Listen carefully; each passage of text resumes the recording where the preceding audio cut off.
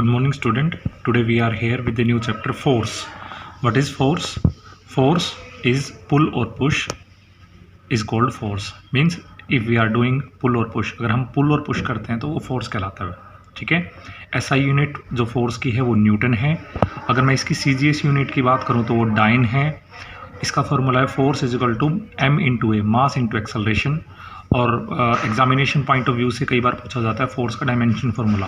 वो होता है m1 L1 T-2. m का मतलब मास, l का मतलब लेंथ, t का मतलब time.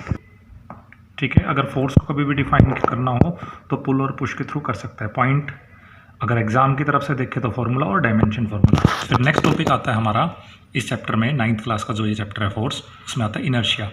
It is an inherent property of a body due to which it resist any kind of change in it. अगर कोई चीज़ रेस्ट में है तो रेस्ट में रहेगी. ठीक है बेटा. मोशन में है तो मोशन में रहेगी जब तक आप उस पर फोर्स नहीं लगाओगे. तो अगर आप फोर्स लगाओगे भी ना तो वो रेसिस्ट करेगी. तो ये जो प्रॉपर्टी है वो इनर्शिया है. ये मास की वजह से होती है.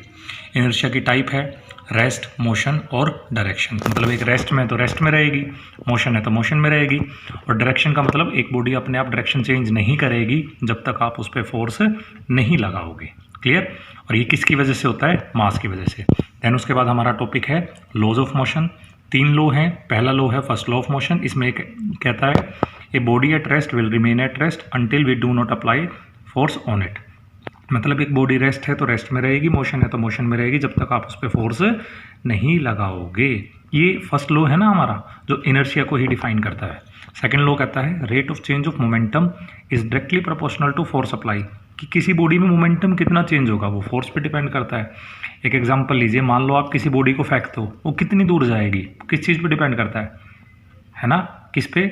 उसके फोर्स पे. फोर्स ज़्यादा लगाएंगे तो दूर ज़्यादा जाएगी. तो इसमें देखिए इजीली दिखाया गया है force is directly proportional to mv upon dt. d upon dt ये चेंज को रिप्रेजेंट करता है. m और मास, m मैंने मास है, v मैंने वेलोसिटी. तो इसको चेंज करेंगे, अगर इसको डेरिवेट करते हैं तो फोर्स आ जाएगा directly proportional to mass into acceleration. तो सेकंड लॉ फोर्स को डिफाइन करता है. और थर्ड लॉ सबसे इजी है. और every action there is equal and opposite reaction. Walking, swimming, जो ये सारे एग्जाम्पल है. रिकॉलिंग ऑफ गन, जैसे आप गोली चलाते हैं, बंदूक चलाते हैं तो जो आपकी गन है वो पीछे की तरफ आती है, बुलेट आगे की तरफ. ये थर्ड लॉ ऑफ मोशन के एग्जाम्पल है. फिर मोमेंटम जो बीच में वर्ड आया वो क्या है? एक फिजिकल क्वांटिटी है जिसको हम बेसिकली डिफाइन कर सकते हैं मास इनटू वेलोसिटी. मतलब फिजिक्स में कुछ चीज़ों को वर्ड आया वो क्या है? एक फिजिकल क्वांटिटी है जिसको हम बेसिकली डिफाइन कर सकते हैं मास इनटू वेलोसिटी. मतलब फिजिक्स में कुछ चीज़ों को समझाने के लिए ना हमने कुछ टर्म डिफाइन की हुई है, उन्हें फिजिकल क्वांटिटी कहा जाता है.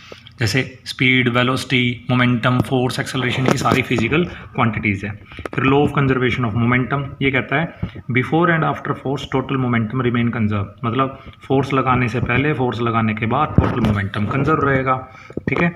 मतलब m1 v1 will be is equal to m2 u1. ये है लगाने के बाद मोमेंटम, ये है लगाने से पहले. टोटल मोमेंटम क्या रहेगा? कंजर्व रहेगा. इसका एग्जांपल जैसे पूछ लिया जाए रॉकेट किस प्रिंसिपल पे चलता है, तो कंजर्वेशन ऑफ मोमेंटम. क्लियर. फिर मास आ जाता है बेटा. मास क्या है? Quantity of matter in a body.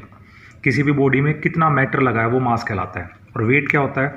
Force of earth on a body is called its weight. Weight can be change. Weight change हो जाता है ग्रेविटी के साथ, बट मास कभी भी चेंज नहीं होता, वो मास सेम रहता है.